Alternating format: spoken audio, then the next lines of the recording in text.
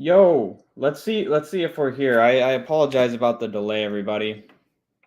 I was having some issues here that caught caught me getting on here a little bit late.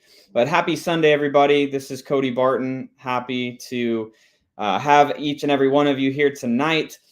We are only a couple weeks left in this year, and then we are in 2023. Excited to be here. Hope everyone's had a good weekend so far and is excited to have a great rest of the year. So we are going to dive right in tonight. Since I was late for all of you, apologize about that again. We're going to dive into the topic. So can everybody hear me?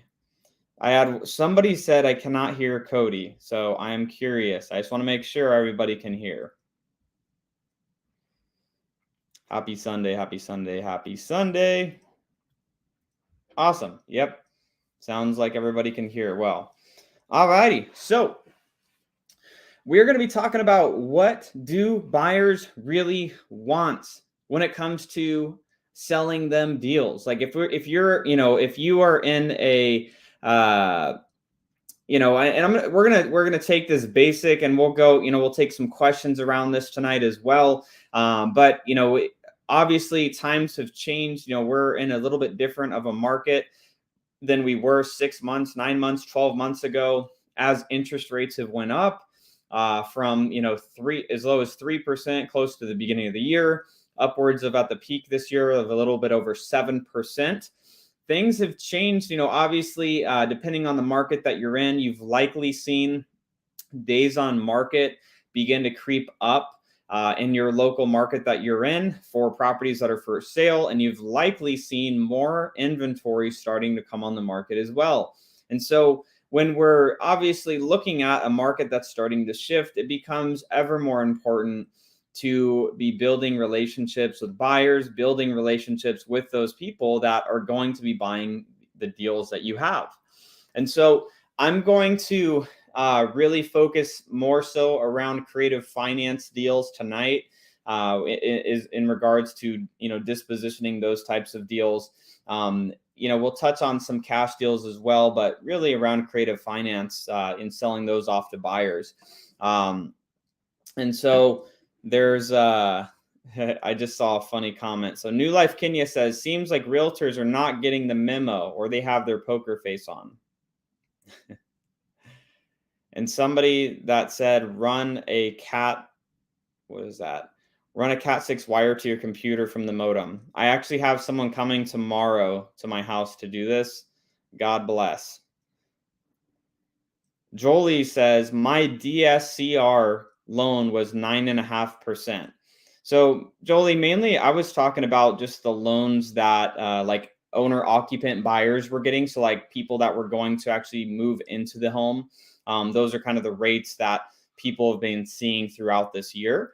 So that's what I was referencing, from 3% upwards of 7%, interest rates for the owner occupants here. So let's dive right in. So if you are in a situation, get situated here. So if you are in a situation where you are trying to, let's say you're entering into, maybe you're just getting started, or maybe you're entering into a new market, and you're trying to establish a buyer's list, you're trying to build some relationships with people that you can get deals and sell those deals to somebody. So like in any business, this is the thing. If you were going to start a clothing line, or you're going to start a restaurant, or you're going to start, whatever. I like the restaurant example. Let's say, for example, you want to start a restaurant, you cook like the best wings in the United States, like you have the best stuff out there when it comes to wings, and you're going to start a bar. And so you think, okay, I want to start a bar. What I'm going to go ahead and do is I'm going to go and start a bar in my favorite place, which is, let's just say that, it's in a rural area outside of Flagstaff, Arizona, like an hour outside the city, literally call it the middle of nowhere. And that's where you decide to start your bar. you wouldn't, it sounds kind of goofy to do something like that if starting up something with the intentions of it being successful and then starting it significantly far away from who your target demographic is going to be. And so, in this example of like, whether it's a restaurant or whether it's a clothing line or whether it's a service business or whether it's, a product that you're creating, the thing that we all have to understand is the market is going to dictate on how well we're going to do based on the demand or the desire for the product or the service that we're going to be offering to the consumers. And so the reason that I wanted to bring this up is a lot of people, they get it backwards. They go and they just start working to get deals immediately, and they don't know what a good deal would be if it smacked them dead in the forehead, because you don't know what buyers actually want to buy deals for in the market. So my suggestion, what finding out for you who your customer is going to be in the market that you're going to do business in, and then you could reverse engineer and then go after and find that product. You're essentially an order taker in this, real estate business, if you're going to be selling deals just as you would be if you had a restaurant, if you had, a clothing line, or you had a service-based business. Like, your customers are your end buyers. Your customers are the people that are going to buy these properties from you as rentals. They're going to buy these properties from you as fix and flips or Airbnbs or development deals, whatever that may look like. That is essentially what you have to, really get this framed around in your head. Because what I find is there's a lot of people that they spin their wheels and they end up spending a lot of time, wasting time, going and locking up contracts that they're not going to perform on, getting sellers upset because they didn't know that they should have got the deal at a different price or different terms or whatever that looks like, right? So my suggestion, I'm going to give a few suggestions on, hey, how can you find utilizing some just free ways to go and actually build a buyer's list. I mean, Eddie's already jumping ahead here. He's saying call and ask what they're looking for. It sounds simple, but a lot of people, they tend to overcomplicate this. Like, a lot of people, they think they need to go and find this deal and then shop it to these buyers. So obviously, at some point, you need to be starting to have conversations, whether it's with real estate agents or whether that's direct to seller, to be getting properties under contract, whether you're going to buy them or sell them to an end buyer. So yes, that is important. But what I would do if I'm going to be going and starting in a new market, or I'm just getting started, one of my first goals is to get 5 to 10 people on a buyer's list. 5 to 10 people that can either buy the deal directly from me, or they can help me sell the deal to one of their buyers. That is going to be my first things that I want to do in that market. So the reason for this is, like Eddie Marin said here, he said you got to call them and ask them what they're looking for. What you want to do is you want to be able to reach out to these buyers, and we're going to talk about some free ways to find these people. But I want to be able to call, say I'm calling Eddie on the phone and I'm saying, hey, Eddie, I'm starting a new relationship with him, right? Like, if he's a buyer in the market and I've looked him up, I found that he has, has done some fix and flips or has some rental properties. How I'm going to approach him is I'm going to, give him a ring, say, hey, Eddie, my name's Cody Barton. I was calling you on your property I saw over there on 123 Main Street. And he's probably going to say something like, okay, well, what about it? What's going on? Well, the reason that I was calling is I'm actually an investor in the market, in the same market that you own the property 123 Main Street in. And I was just curious, are you open to buying any other properties right now? And if he says, yes, I am open to buying other properties right now, then you know that you have a customer. So now let's take the customer's order. I'm then going to say, okay, Eddie, that's awesome. So what I'm doing is I'm actually doing marketing in this area. And so some of the properties I'll be able to buy and hold myself, but if I get too many deals, I can't buy all of them. So do you have an idea, do you have a buy box that you typically stay within that, you can give me a better understanding of what you would want to buy and maybe what you wouldn't want to buy? And they're going to go on and say, oh, well, I only buy, single family homes, townhomes, condos, 3-bed, 2-baths, minimums at this price point or below, like going through kind of what they're looking for. And that's really what that conversation needs to look like, is you get on the phone with them and you have the conversation around what is it that they're looking for? What's their criteria? If you had a deal today, how soon are they going to be able to close? And how, if they can close quickly, obviously, taking note of all of these things so that, when you have a deal that comes up, whether that could probably work for Eddie or whoever this buyer, potentially is. And so the reason that I also mentioned, doing this before you start going and getting deals in a certain market is because you're going to be able to understand what real buyers buy properties for.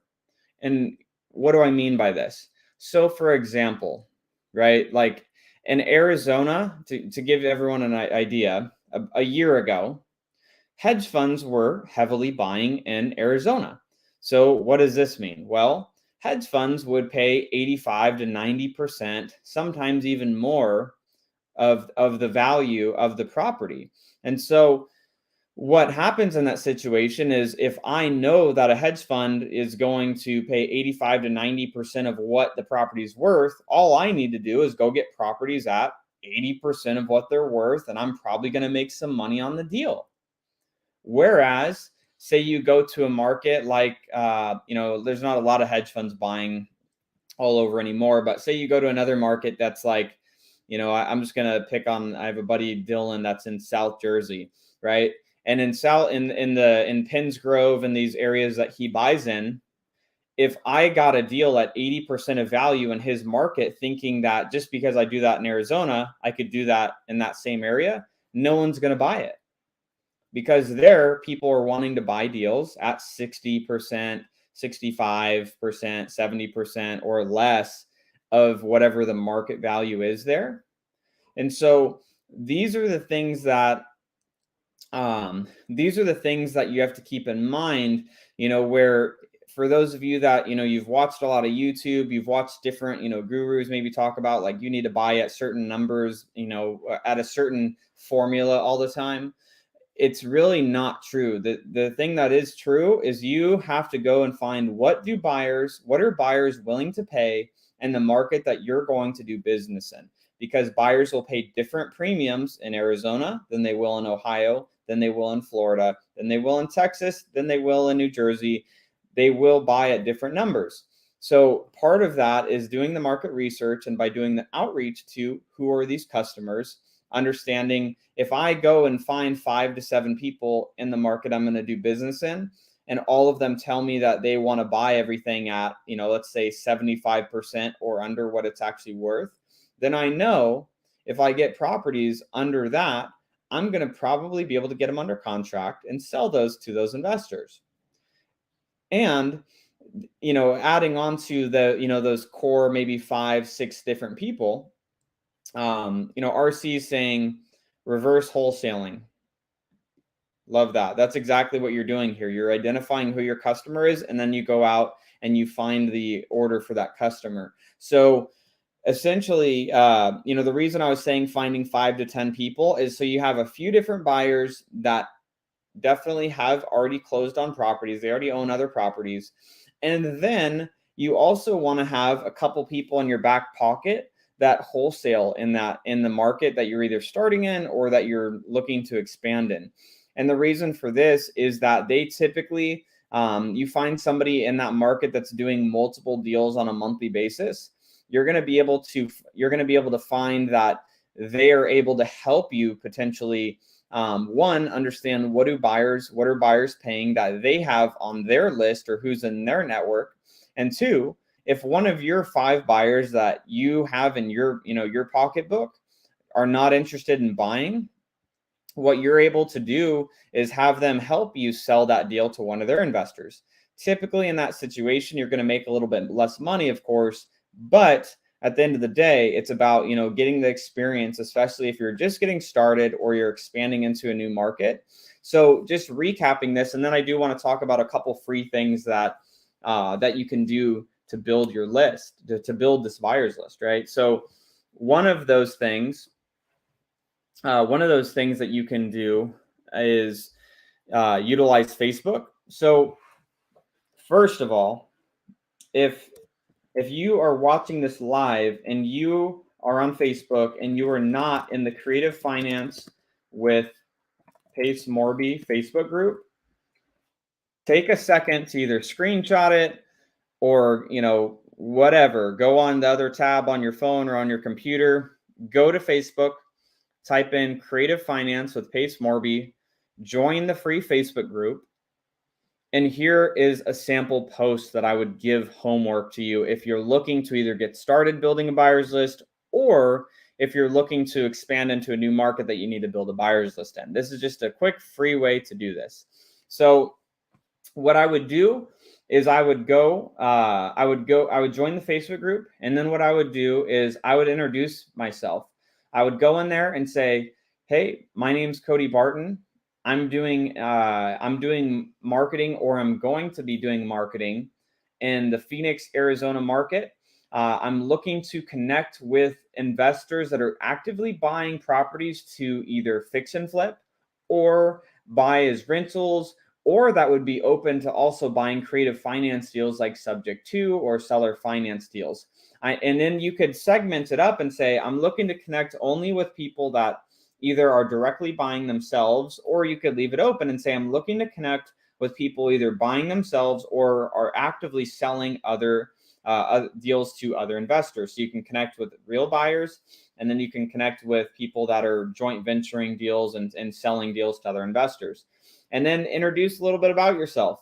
Hey, I just got started in this market. I'm planning on doing a couple different marketing strategies, and I'm looking to connect with people that are looking at this price point or whatever that your plan is to do in the market that you're going into, and just tell people a little bit about yourself. Tell them, hey, comment below. Would love to be able to connect if you're doing deals here. Get their phone numbers, get their emails, email them, call them, get connected with people. And start building that relationship. So that's one way that you can start doing that. Another free thing that you can do to build your buyer's list in any market is you can use Facebook again, and you could just go up to the search section when you're searching for groups and just type in real estate investors, Florida, or more specifically, let's say I want to go to Orlando. I would go real estate investors, Orlando. Real estate Orlando, real estate agents Orlando. Like, I'm going to search all the different variations of real estate and the state and then the city that I'm trying to find these buyers in. And so the reason I'm going to do that is I'm going to find these local little pockets of groups, and I'm going to do that same post in those groups as I just told you that I would do in the Creative Finance with Pace Morby Facebook group, so that you can start connecting with people there for free, of course. That's just one of many ways that you can start building your buyer's list. Another thing that I would suggest, starting off, if you don't have the funds to join a community like Sub2, that Pace's community, what I would do is utilize the Creative Finance Facebook group and be able to, squat up, link up with other investors in your local market that you could do deals with. Like, that's where I would be trying to spend all my time building my list, outside of, if you're local to the market, maybe going to the local RIAs and things that they potentially have there. Awesome. Okay. So just seeing a couple of questions coming through. Josue says, hey, everybody, anybody looking to help a newbie make his first deal? I'm willing to give 50% back of it to charity of your choice. That's pretty cool. Josue, I'm going to give you some feedback and coaching. And everybody should be doing the same thing. If you're trying to do a deal, nobody knows where the heck you live or where the heck you're doing marketing in. So what you should be doing is saying, hey, everybody, anybody looking to help a newbie make his first deal, I am trying to do a deal in, let's say, Las Vegas, Nevada, and I'm doing this form of marketing. Who's doing deals here? Who can I connect with here? Like, you got to be more specific. If you're going to post Be more specific about where you are, what you're trying to do. That's what you should be focusing on, so that you can let people know where the heck you are. So beautiful. Yep, just a note worthwhile mentioning. Jonathan said, just watch out for scammers. Paces community definitely the best out there. I would agree on this. And what I would do is, again, like, get introduced to people and vet people. Like, if you're gonna sell a deal to someone, like, my conversation with a buyer when I'm starting a relationship like this, years ago when I was, first having to do this on my own, when I would start these relationships, I would vet them and I would look for the deals that they've already closed, or I would ask about them in their market. I'd be like, hey, like, what deals are you working on right now? What like, if they're a fix and flipper or they're a buy and hold renter, like, hey, how many rentals are you holding right now? Like, what's your goal? Like, what are you trying to get to? I want to see, what I can do to help bring those deals to you. Or, hey, you're doing, fix and flips. How many projects do you have going on? How many crews do you have running on your flips right now? If they're buying properties to Airbnb, hey, like, what are you seeing in the Airbnb market with the Airbnbs that you currently have? Like, you could ask questions like that are not as, aggressive of like, how many properties do you own? Like, asking questions around, how are your Airbnbs doing? At what point did you realize you wanted to scale and get more? Was it when you got one Airbnb? Was it when you had 5? Like, it's like, you could ask these questions of people to kind of vet them. John said they rejected me from the Facebook group. I'm hoping I can get in there. Okay, so here's the deal. For the Facebook group, we ask everybody for their name, and there's like a couple other introductory questions, and then there's like the email address. Like, you have to answer those questions to get added to the Facebook group. And the reason we do it is every single day, even with doing the join the group questions, we have people that try to scam people in the group. We have people that are posting scam deals. We have people from other countries that are just join and that post bogus stuff. So we added those questions, and it really helps significantly reduce that, but we still have some people that do fall between the cracks as they come in. So you do have to answer the questions when you're joining the Facebook group to get accepted into the group.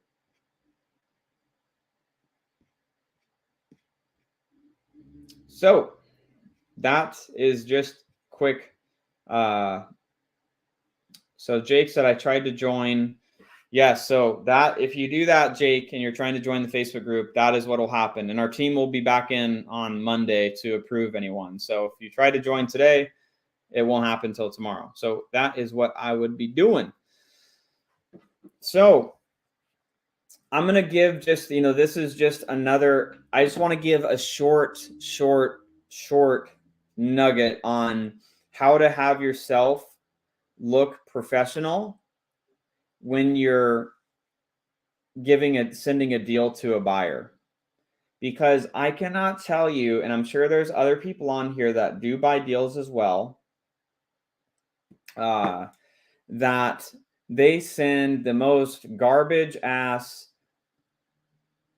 properties or deals over, and they send something like this. They're like, hey, Cody, would you buy 123 Main Street? And I'm like, what do you want me to do with this? You sent me no information. You said, would you buy 123 Main Street? I'm like, what? Like, what's the bed bath count? Do you have pictures of the property? What's the condition? When is the close of escrow? Like, give me some details. Like, is it cash purchase? Is this like a creative finance deal? Like, what are the terms here? Like, this is one of the biggest things that I see people, this is one of the biggest things that I see people, making the mistake, especially when they're newer, is just sending no freaking information to a buyer. So I'm going to give you just some bare minimums. These are the bare minimums that you want to send a buyer. Like, you can get away typically, you can get away maybe with a tad less than this, but like, to stand out to a buyer, at least, having this information. So if you're going to send a deal, like this is what I want to see if someone's going to send a deal to me. So this is probably going to be similar to some other buyers. Obviously, depending on the type of deal, maybe a little bit different. But in general, give the address, of course. I mean, seems like a no-brainer, right? But address of the property, 123 Main Street. I then want to know, what's the bed bath count? Is this a 3-2? Is it a 2-1? Is it a 3-1? What is that? I can look up the square footage of it on my own, so I'd look that up. But the address, bed bath count, what is the price that you are trying to sell this property to me for?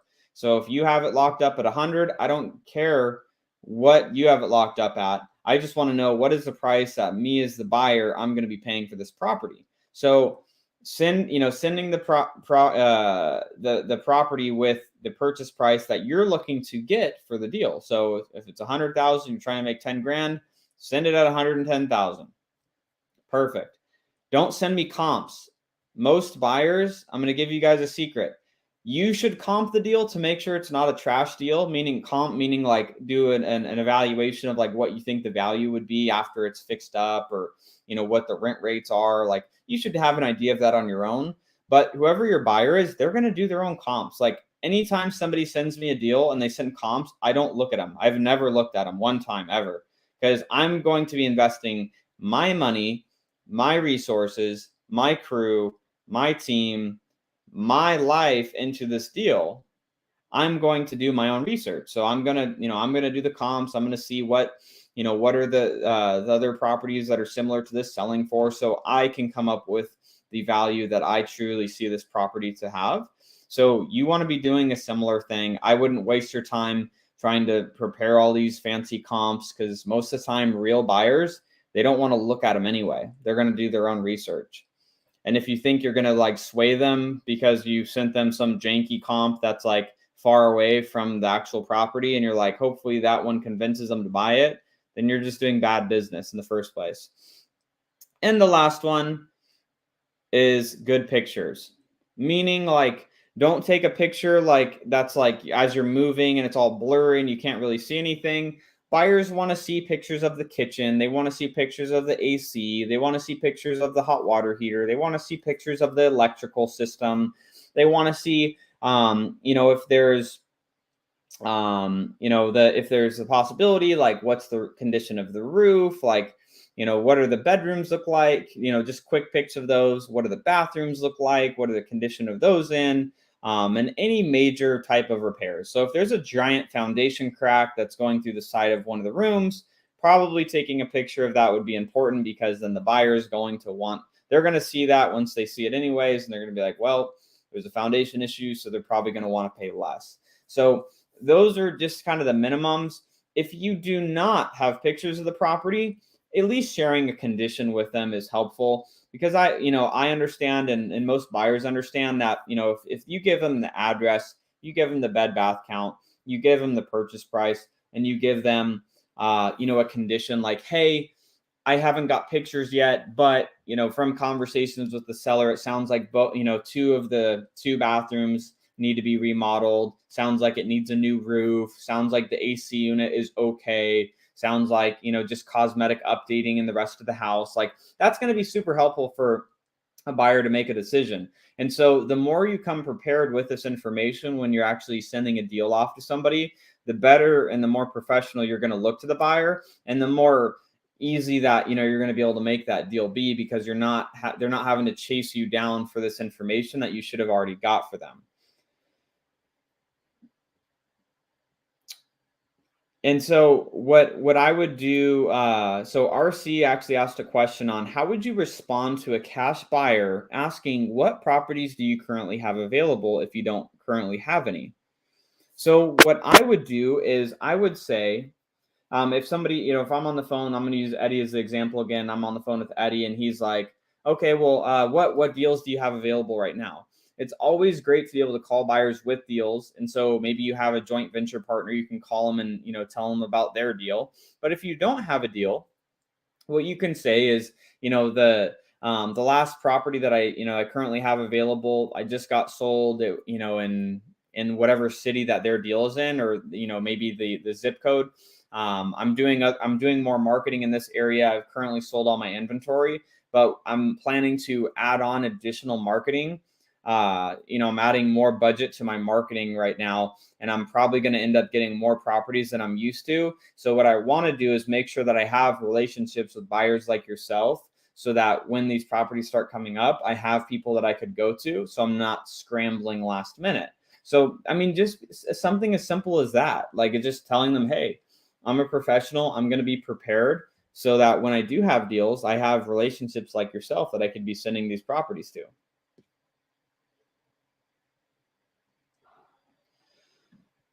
Oh gosh, Jacob saying, "Why are you sending me market deals at list price?" I mean, my gosh, who here has had those, trash deals that get sent at market value? Horatio says, Cody, why don't you and Pace come up with a template of all the details you would need for someone to submit a deal so they aren't wasting your time? We actually have in the creative finance group the criteria of what we will and will not buy and like what we want to see. People just don't listen. Like people just still like DM us on Instagram and they'll be like, hey, would you buy this? And it's like a picture of like the front of the house that's like has their like freaking finger over like half the house. And they're like, it's in Georgia. And I'm like, amazing. Where in Georgia? Like, I can't see the house. Like, what is this? A creative finance deal? Do you even have this like under contract? Like, what are you trying to do here? Like, just having having that information.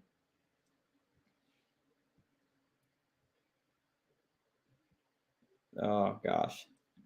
Yep. So New Life Kenya says great nugget, not to send comps. Again, like people don't want to like true buyers don't want to waste their time looking at your comps because they're investing their money into it anyway.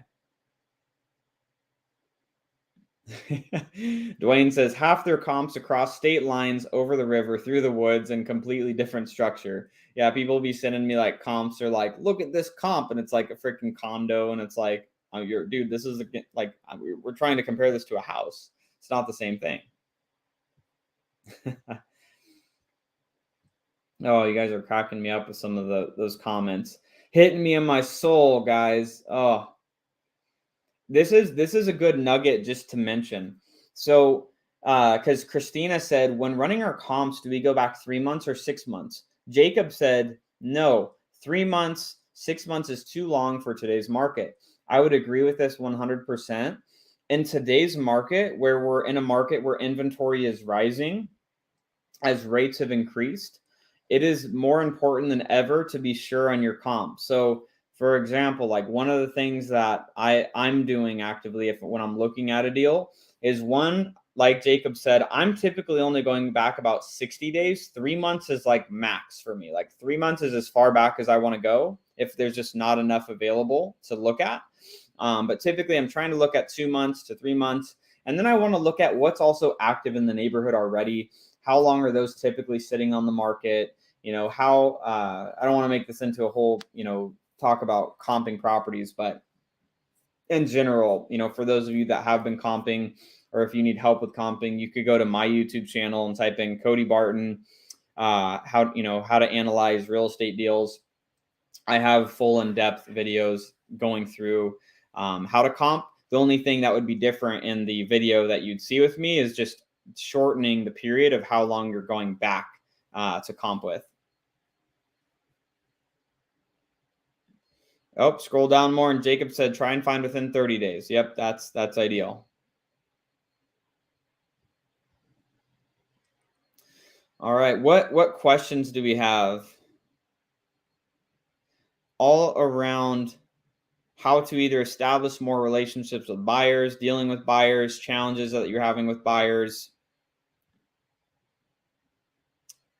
IB says, how do we join sub 2? I don't know if Pace has, I don't know if they're opening for more students right now. I know they only bring in a certain amount per market. So I think it just depends on your market, but you could always, check and see if that's something that is available right now, IB.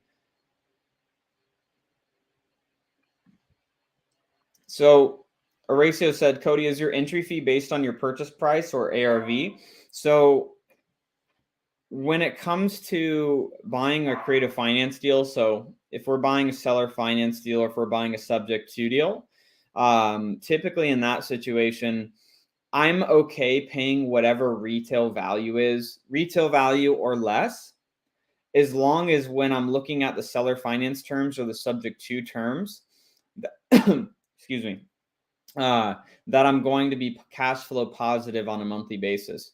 I want to make sure that, if my all-in monthly payment is $1,600 a month, I want to be seeing at least $1,900 a month or more in whatever I would be able to get for rent on that property. So when it comes to buying on a creative finance deal, more about what's the cash flow situation going to look like, and then the entry fee, which includes like cash down to seller, renovations, all of the things with closing costs, all of that.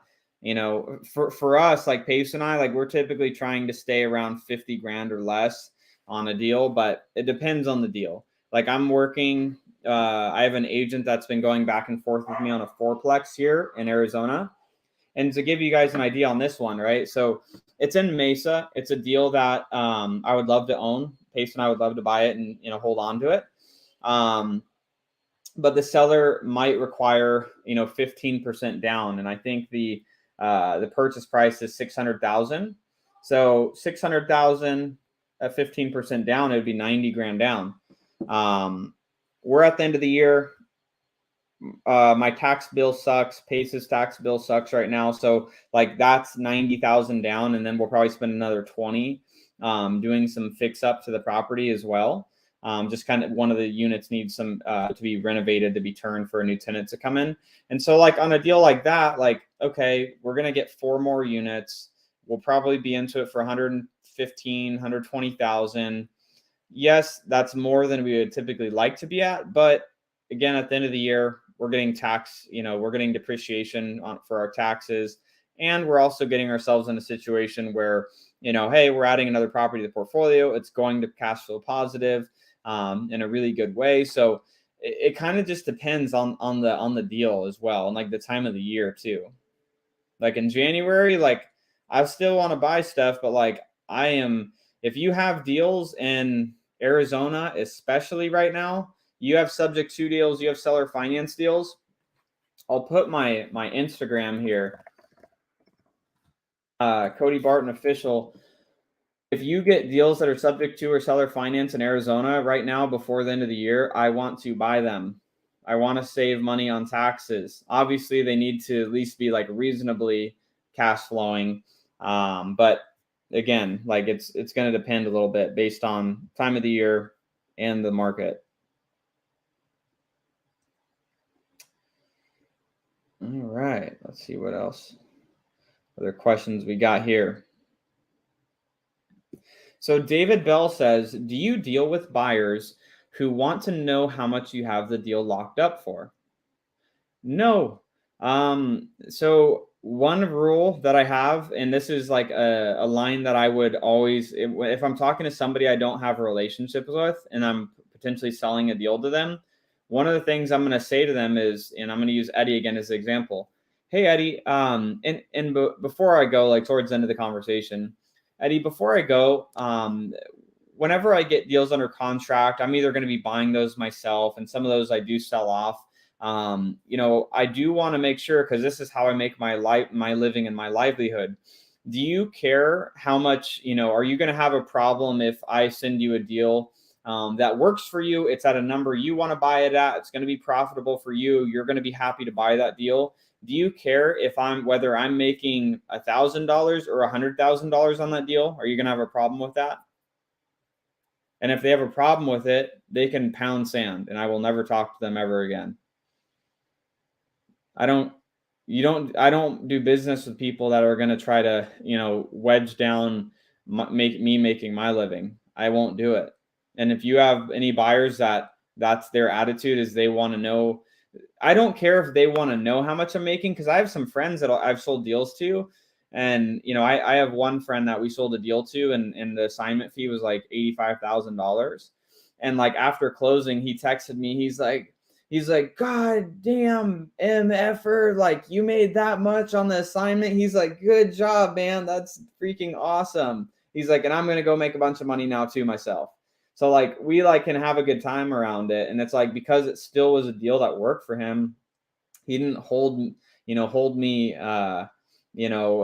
to like, oh, well, you should make less so I can make more. Like, that's just not the type of people you want to do. That's not the type of people that you want to be doing business with. If they're ever, bothered by how much you're making on a deal, as long as it's still a deal for them, they should not care. And that's my attitude on any deals that I buy.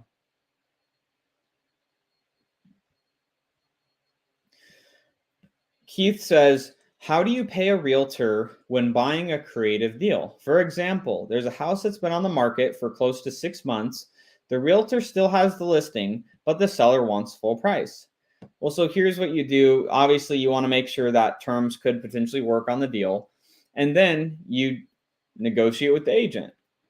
Obviously, it's not selling. They're not going to get a commission because it's not selling.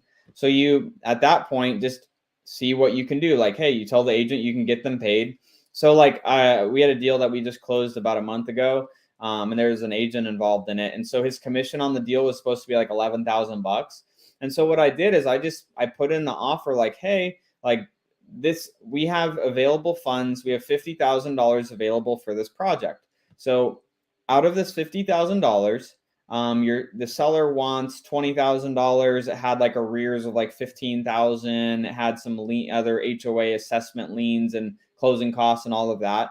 And there's only $5,000 left over it all added up to about $45,000. So there was only about $5,000 that I was willing to allocate for this deal for any commissions on it. So basically how you have that conversation is, hey, for this particular property, we have allocated $50,000.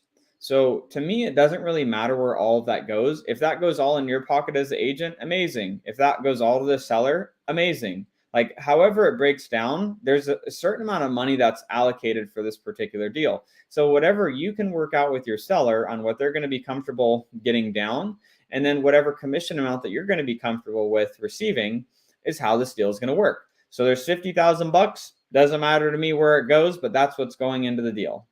And that's the conversation. It's just this is the amount of money that's going into the deal.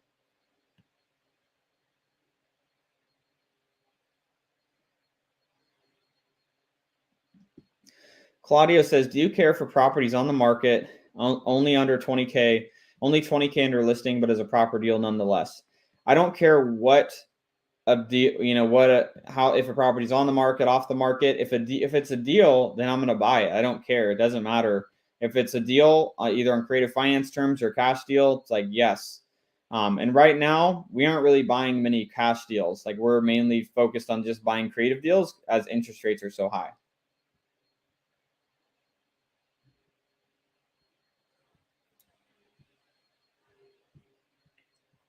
All right, let's see.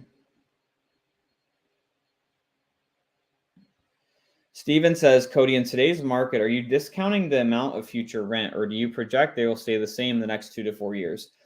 Real estate is location, location, location. So where some markets might be seeing a reduction in rents over the next couple of years, I think generally, this is a general statement. I think generally rent rates are going to be close to flat over the next couple of years. I don't think there's going to be a significant increase. I think apartments specifically are going to see a little bit of a reduction in what they're going to be able to get for rent.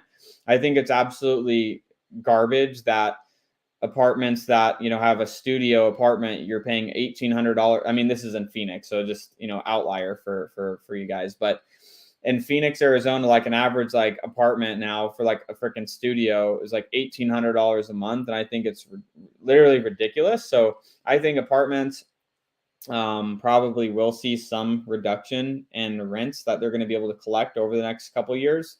But I think generally across the board, rents are going to be closer to flat. I think landlords have gotten, very excited about, rent rates increasing drastically over the last couple of years. I mean, on ours, like a lot of our stuff that was renting for $1,200 a month 2 years ago is now renting at $1,800, $2,000, so it's like a lot of our stuff has increased. So we've benefited from it, but And at the end of the day, it's not going to be healthy, in my opinion, and in the opinions that me and Pace have together. We've talked about this, that we don't see it continuing to skyrocket for sure, and more likely to flatten out, and depending on the market, probably see some reductions in rent. But at the end of the day, we did just see a significant amount of inflation these last couple of years. So I don't think that we're going to see a huge drop. I don't think we're going to see a huge drop in rent rates. David says, what about Ohio? You buying there at all? No. I am next year at some point. I am going to look at another like better cash flow market than Phoenix, but not in Ohio currently. Another one, Natasha asking about the rents. I can tell you what I'm doing. I don't have my crystal ball is just as broken as each one of you that are listening today.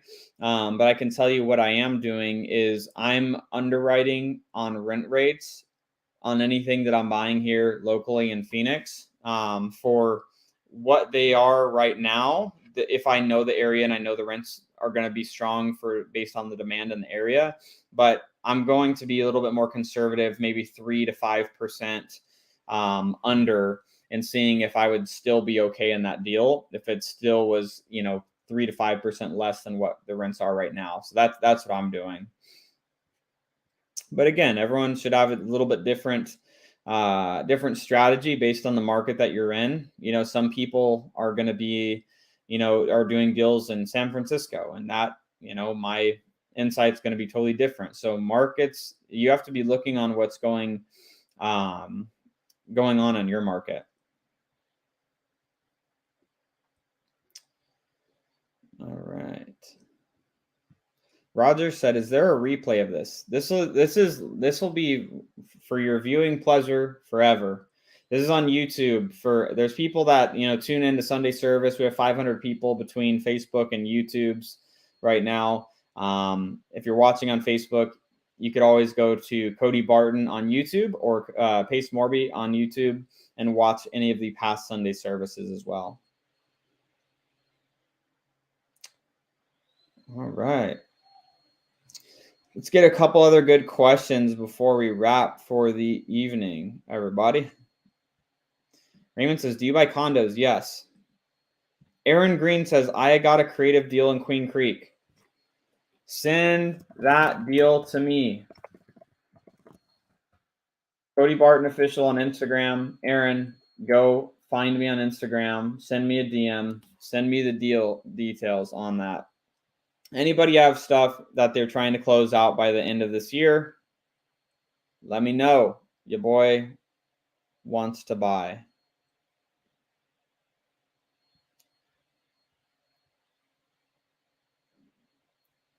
All right. And Horacio said, "What are you using for accuracy of rent rates?" So the best thing that you could probably do in your market is build a relationship with the property management company where you can have them help you with understanding what rents are doing.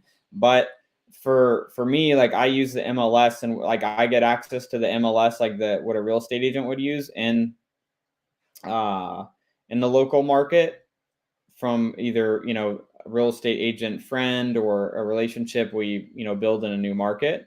So that's typically what I'm going to use to find other rentals that have turned in that local area.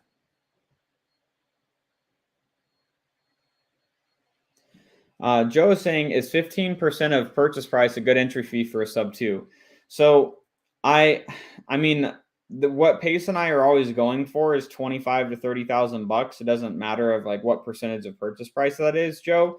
But at this time of the year, Pace and I are typically willing to do a little bit more down to a seller because we can, we're getting tax incentives as well. All right. So quick question says Facebook user, "What is the difference between underwriting and analyzing a deal?" Both the same. Those are both the same. You're underwriting or analyzing a deal, comping a deal, all of those things are one and the same. Zulfikar, I apologize if I butchered your name there, says, should one use a property manager to manage the properties bought with creative terms? So here's what Pace and I have done is as we grew our portfolio of buy and hold properties, we got a property manager involved, and we are happy with it. Generally, I don't love the job that they do, but I think they do a good enough job. All I do know is that when I was doing the property management with Pace's wife, Laura, and we did that a couple years ago, like a few years back, and it was literally a special type of hell, and I never want to do it again. I would rather not own real estate if I had to manage it. I have zero, like it is literally the worst type of thing that I ever have to do in business is deal with tenants. So as much as I could stay away from that, I will pay a property manager all day long. But I have friends that they manage all of theirs themselves and they do a great job at it. But I do not want to do that. I don't want to know who my tenants are. I don't want them to know who I am. I don't want anything to do with what's going on with their toilet, their roof, their anything. I don't want to touch any of that. Josh says, have you been able to creative finance a property owned by Open Door? No, they don't sell on creative finance up to this point anyways. They're just losing hundreds of millions of dollars instead. And their CEO just stepped down actually I think it was last week or the week before. So Open Door is on the path to being closed door is what that's looking like. All the iBuyers, I think they're all going to get smacked. But a lot of people are going into the recession anyway, too.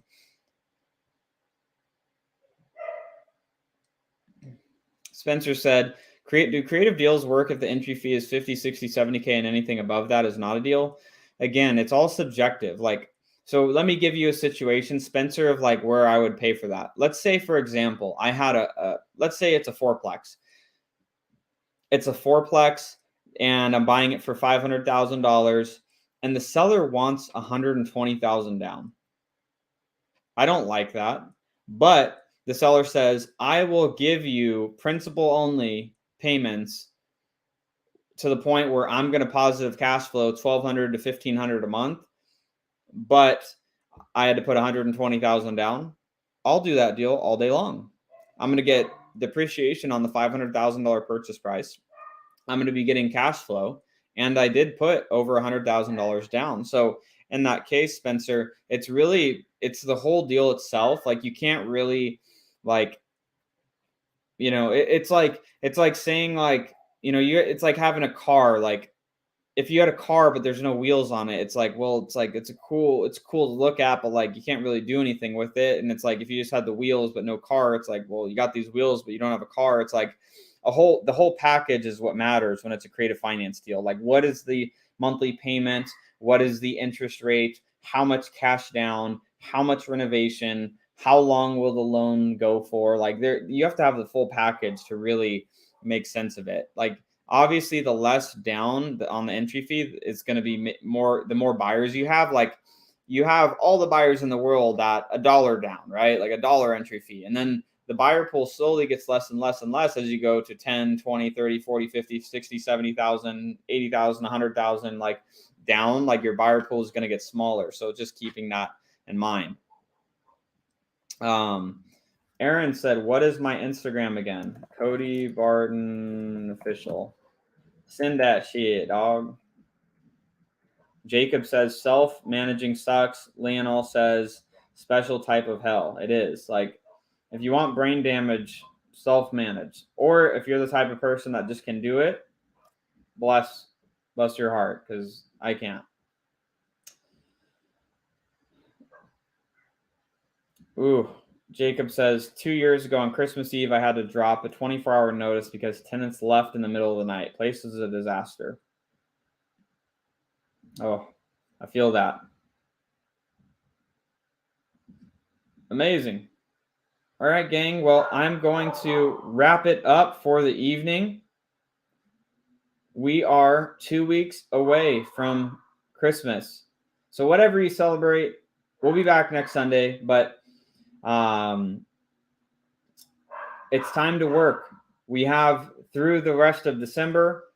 Your January started right now. So what you're doing right now is going to determine what your results are. The fruits that you're going to reap in January and February come from the effort that you take in December. So now is the time to take the action, to make the change, to make a difference, to make your life improve going into the new year. Don't be the person that waits till January 1st.